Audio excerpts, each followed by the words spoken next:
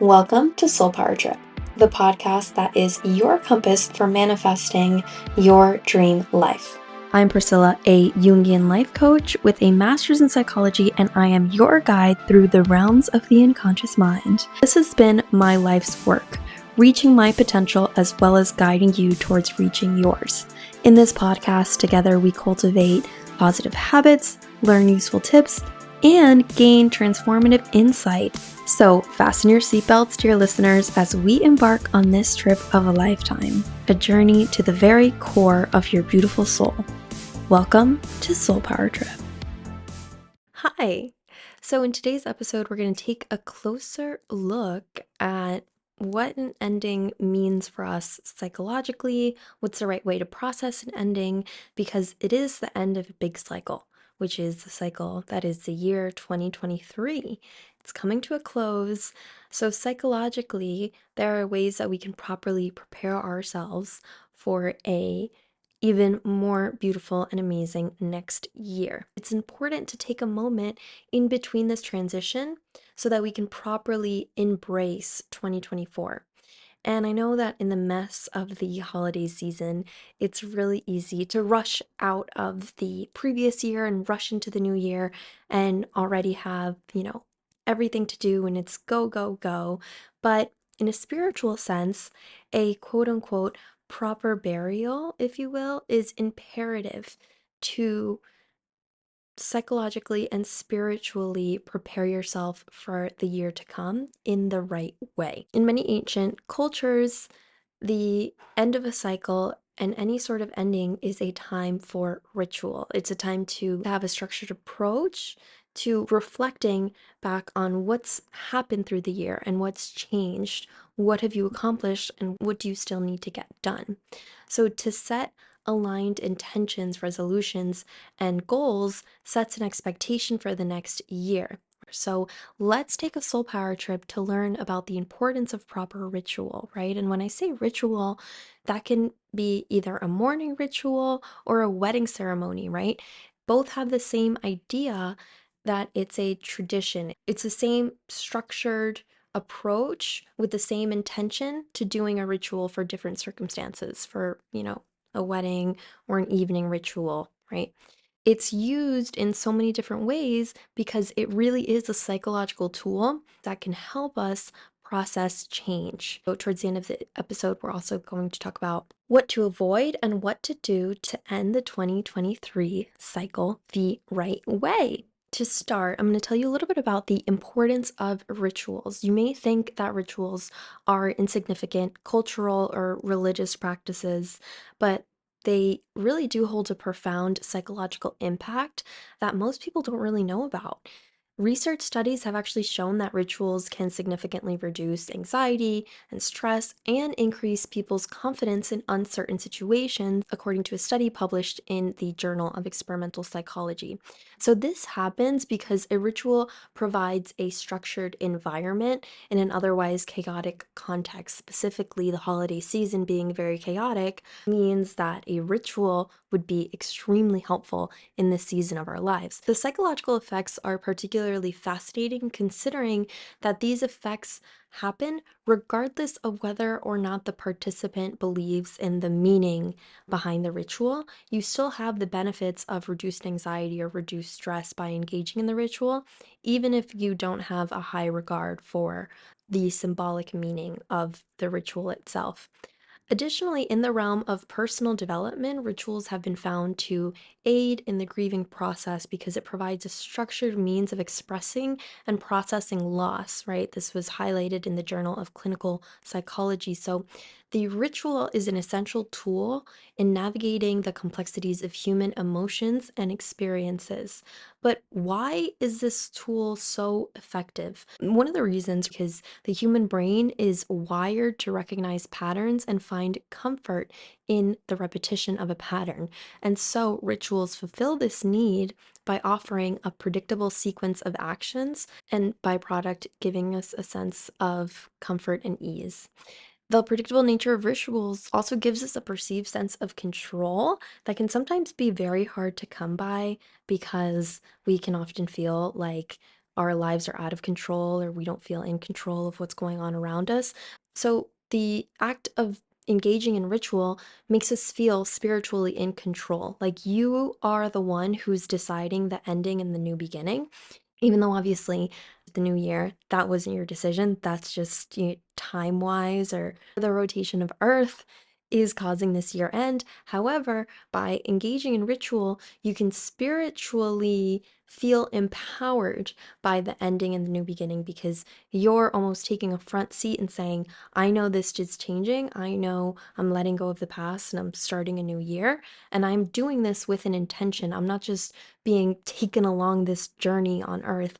I'm standing here and I'm saying, I know what's going on, and I'm intentionally closing a chapter and opening up a blank page instead of just rushing or transitioning one phase to the next without proper closure. Specifically, the New Year ritual allows you to take your power back in this way because even when it feels that life is moving so fast, another year has gone by and there's a quick new beginning around the corner, by stopping for a moment to acknowledge the transition in a ceremonial, ritualistic way, it gives your mind a sense of control that can be really relaxing and comforting in times like these.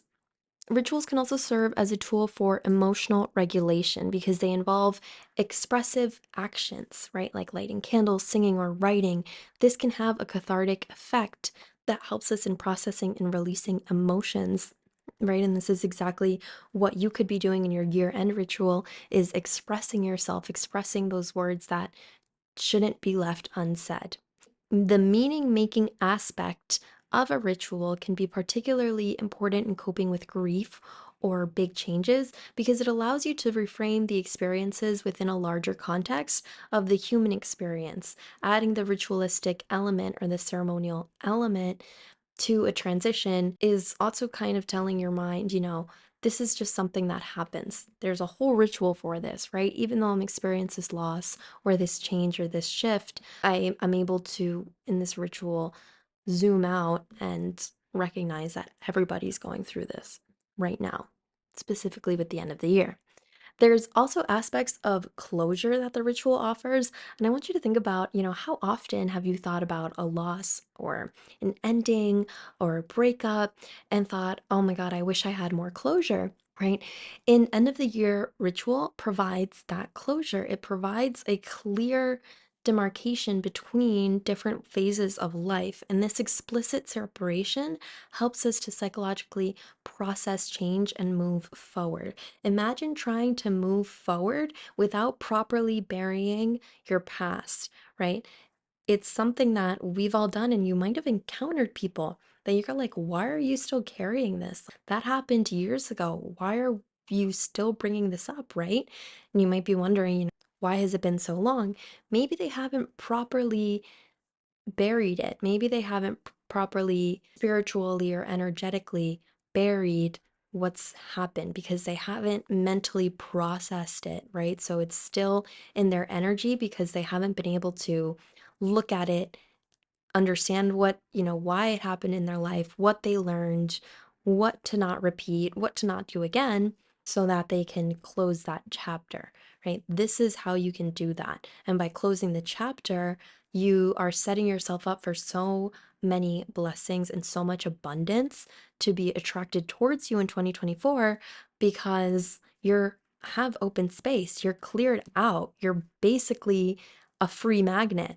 Imagine yourself as a manifesting magnet, and you've got all these other things attached to you, things that you've already manifested, things that have run their course, but you haven't let it go. You haven't had proper closure with those things, and now they're blocking new things from coming into your life. So this ritual can allow you to cleanse, detox, purify, to help us get to what we really want to do, which is prepare ourselves as a magnetic blank slate to create something really beautiful this next year. So, in essence, the psychological benefits of ritual are tied to their ability to provide structure, emotional expression, and meaning in life, which makes them an effective tool for managing mental and emotional worlds. Now that we understand the importance of a goodbye ritual, I'll tell you how to do your own 2023 goodbye, hello 2024 ritual. I have created a year-end reflection ritual handout that you can purchase for less than $5 on my website. You can find that linked below as well as through my link tree. However, if you use that tool or decide to do your own ritual, I want you to keep the following in mind as this year comes to a close. So, to start, we're going to talk about two different psychological phenomenons that you want to be aware of so that you can do a proper closure of the last year. The first is the Zygarnik, and I'm not sure if I'm saying it right, but it's a Zygarnik effect. It explains that we tend to remember uncompleted or interrupted tasks better than completed ones, right? And so at the end of the year, your mind is automatically going to shine a spotlight on what's still left undone, and it's going to automatically forget all that you've accomplished this year.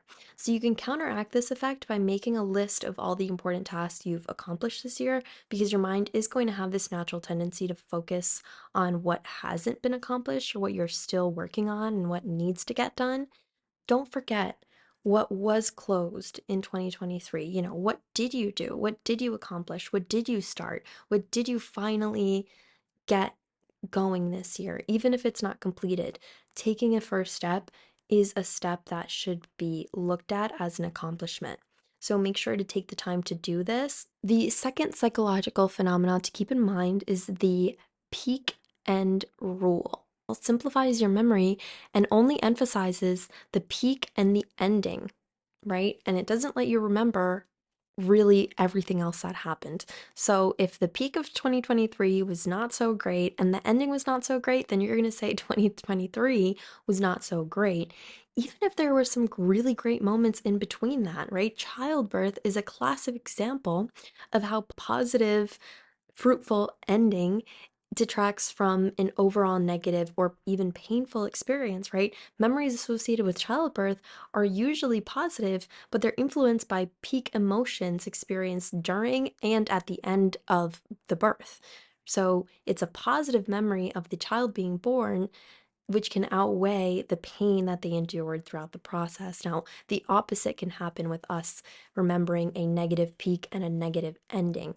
You really want to make a concrete effort to end this 2023 year on a high note, because you will remember it in a more positive light, and therefore you cultivate a more positive life narrative.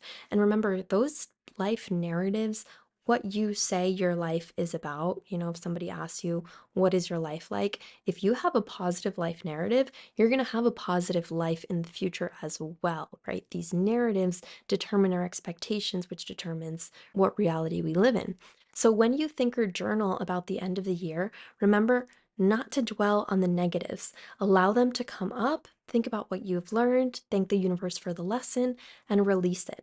Because you don't want to have a negative narrative around 2023. Even if there weren't that many positive moments, you want to emphasize those. And even in the negative moments, right, there was something you learned. There was an experience that definitely, could have been terrible and not pleasant, but what you learned was important. The mistakes you're going to avoid in the future because of that experience is important, and it is something to be grateful for. So it's important to have this perspective and positive shift when looking at this past year. The end of the year also often means that we see people that we don't always see who want to know what we've been up to, and they naturally want to brag about their own accomplishments. And if this sort of upcoming possibility gives you any sort of anxiety, it's easy for us to compare our lives to how others' lives appear to be, right? At a party or on Instagram. So I recommend that you prepare a couple of stories to tell those people specifically, and to tell them what made you feel good about the year. And if it was a really tough year, something bad happened like a death, breakup, divorce, job loss, decide exactly what, if anything, you're going to say about it ahead of time and stick with your plan. You can decide to say, I don't want to talk much about it. I don't want to talk about my job. We're at like a family function. I don't want to mention it, but thanks for asking, right? You can very politely put up these sort of boundaries, but also it can be really comforting if these sort of social situations give you anxiety to have a go-to story that you know exactly what you're going to say, and you're going to say, the year had a lot of highs and lows, but at least I learned what I definitely don't want in a partner, right? The year had a lot of highs and lows, but at least I was able to take a vacation this year. I know a lot of other years I wasn't able to take a vacation because I couldn't afford it or I didn't have the time. So I'm really grateful for that highlight. And then that's the end of the story, right? You can just tell other people exactly what you want them to know about your 2023, if you want them to know anything, and just wrap it up in a nice little bow because you don't want to feel pressured. The year you've had is going to be perceived a certain way by someone else, so you can avoid it by setting up a premeditated story. Lastly, research on mindset shows that we're much more effective when we focus on what we learned rather than the results. So at the end of the year, there's a tendency to look at your results in terms of concrete accomplishments, like looking at, what you achieved and what you haven't. But instead, I encourage you to think less about the physical, tangible results and more about what you learned. What knowledge have you gained from certain experiences? What wisdom have you gained? And maybe you don't have physical results, but you have gained a level of mental skill, maybe in better time management. Maybe you're more productive. Maybe you learned a lot more about businesses this year, or a lot more about your mental health struggles and maybe why you struggle, or maybe you spent a lot of time this year trying to do a lot of healing work and speaking to your inner child, right? These are amazing things that you learned and you took your time to do this year. And these are things that, yeah, maybe you don't get like a little trophy for talking to your inner child, but it's going to have like an really positive impact and influence on your life. So it's important to emphasize that what you've learned is also a huge accomplishment, and you can kind of ride that positivity wave into the new year. So that is everything I have for you today. We have reached the end of our Soul Power trip, and this will be the last episode posted in 2023. Today's episode was short and sweet.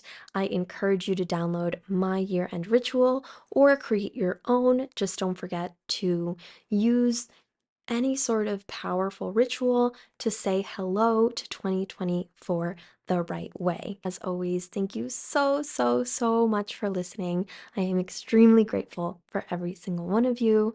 Bye for now. See you next year.